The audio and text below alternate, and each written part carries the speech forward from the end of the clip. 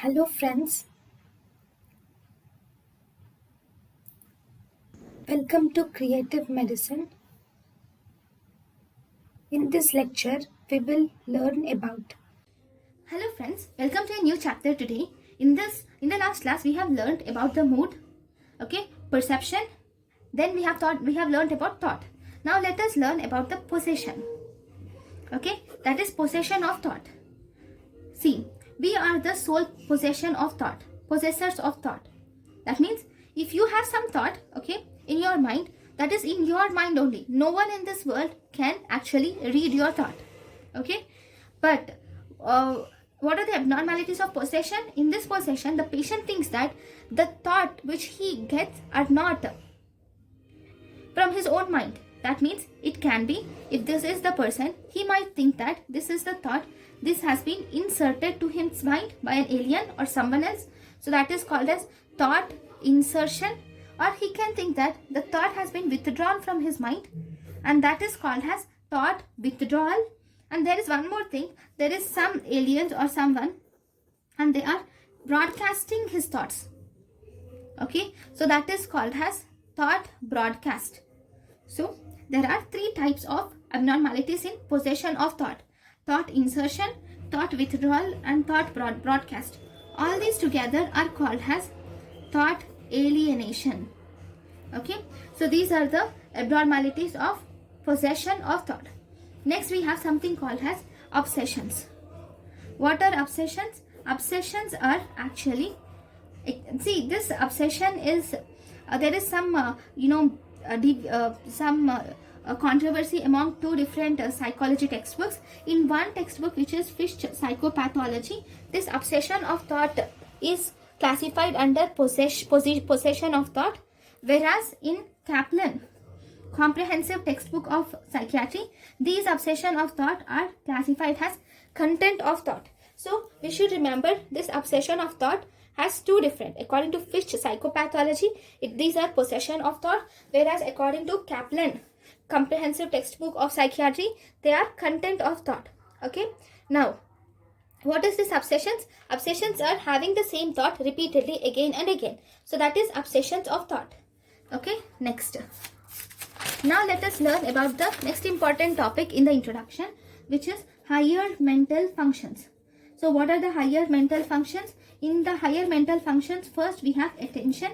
Attention is ability to attentively or attentively do something to the specific stimuli without any distraction. That is attention. So in this attention, how are you going to test it? Testing is digit span test or digit repetition test. The patient has to repeat the 5 digits.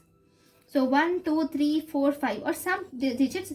You should ask him to repeat the 5 digits. That is called as digit span or digit repetition test. Then we also have digit backward test or variation of digit span test. So what does this mean? Here the same thing, but you should have to ask the person to repeat this in the backward direction. So we have two types of tests. One, we have digit repetition test or digit span test. Second, we have digit backward test or variation of digit span test. The second is about the concentration. Concentration is ability to sustain the attention. He should be able to sustain the attention. So what does the example for it? Example is you should have to ask the person to subtract 7 from 100 for 5 consecutive times. That means 93, again minus 7, minus 7, minus 7, like that he should do for till he gets 5 values, at least 5 times. And this is called as serial 7 subtraction test. This will help us to know the concentration. Then third, we have memory. This memory can be divided into 3 types. One, we have immediate memory. Second, we have recent memory. Third, we have remote memory. In the immediate memory, it is in seconds. So for this, you can either use digit repetition test or you can also use serial 7 subtraction tests. In recent memory, you can use, recent memory is the memory of minutes, hours or days. And for this, we can use 24-hour recall method. You can ask the person to ask everything that he has done in the last 24 hours. Then we have remote memory. In this you can ask the person about the personal information and historical events. Okay, see this immediate or recent memory, this is stored in hippocampus. This is stored in hippocampus, whereas this remote memory is stored in neocortex. Okay, this immediate and recent memory are stored in hippocampus, whereas the remote memory is stored in neocortex. So this is about memory. Then fourth, we have about intelligence. What is this intelligence? Intelligence is general information and calculation skill is intelligence. Then we have abstract thinking. Abstract thinking is higher level of thinking. There are tests which are seen in abstract thinking, like we have proverb testing or we have similarity testing. That is, if you can ask a person, show a car and aeroplane, and you can ask something about them, describe it. Then if one person says there are 4 tires which are present for both car and aeroplane, so that is concrete thinking. He is just saying it superficially. He is not understanding the essence of it. Okay, so that is concrete thinking. Then if he says the car and the aeroplane, both these work through a petrol, okay, both these need petrol for their functioning, so that is semi-abstract thinking. There is saying about the petroleum.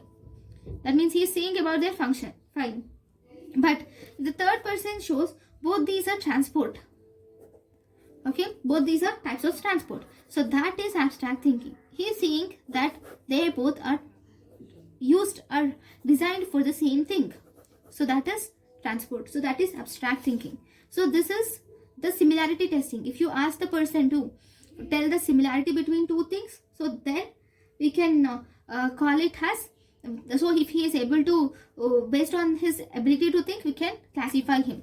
So other example also, it is given in some examination, so that is table and chair test. In table and chair test, if he says table and chair, both these have 4 legs, then that is concrete thinking. If he says if both are made up of wood, then that is semi-abstract thinking. If he says both these are the pieces of furniture, then that is abstract thinking. Okay. Then sixth about judgment. What is judgment? Judgment is taking right decision according to the situation. So here, for example, you will have 3 different tests can be done. One, we can do test judgment. Test judgment is, in this you give a scenario, like you give that there is a building and to this building there is fire accident in the building. Now what do you do? If the person says I go and call the police or call the fire station, then that is fine. If he says I'll go into the fire, then his judgment is impaired. Then personal judgment. Personal judgment is about his personal issues, and also social judgment is about the society. So based on the judgment, so we'll give them scenarios, and based on his response, we will assess his judgment. Then 7th is about the insight. So in the insight, what is insight? Insight is awareness of illness, knowing that he is not good, he is not well. So that is insight. So there are 5 levels of insight. 1, he completely denies of insight. He completely tells, I don't have any disease. So that is type 1. Type 2, he knows that he has disease. In his insight, he knows that he has disease, but he denies at the same time. He don't tell you, but in his mind, deep in his mind, he knew something is wrong with him. Okay, that is type 2. In type 3, he is aware of his disease, but he thinks that it is due to some other factor, like it is due to environment. It is due to wrong weather, bad weather. So that is the third one. 4th, he knows that he has a disease. He knew that he'll accept it also. If you ask him, he'll accept it, but he does not change his behavior. He does not go to treatment, or he does not change any behavioral therapy or behavior. So that is level 4. In level 5, he knows that he has a disease. He accepts it. He is also ready to make changes in his life for the proper changing. Okay, so that is the different levels of insight. Then we have 2 types. We have 2 types of diseases. The diseases in psychiatry can be divided into psychotic disorders and also neurosis. So in psychosis, if you see, insight in psychosis is not present. In neurosis, insight is present. Then if you see, delusions and hallucinations are present in psychosis. They are absent in neurosis.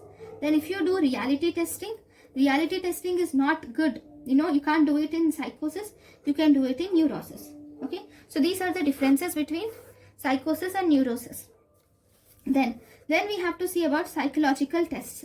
So these psychological tests can be divided into two types. One, we have subjective tests.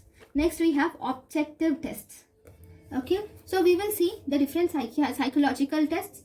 Psychological tests, one, to test the personality.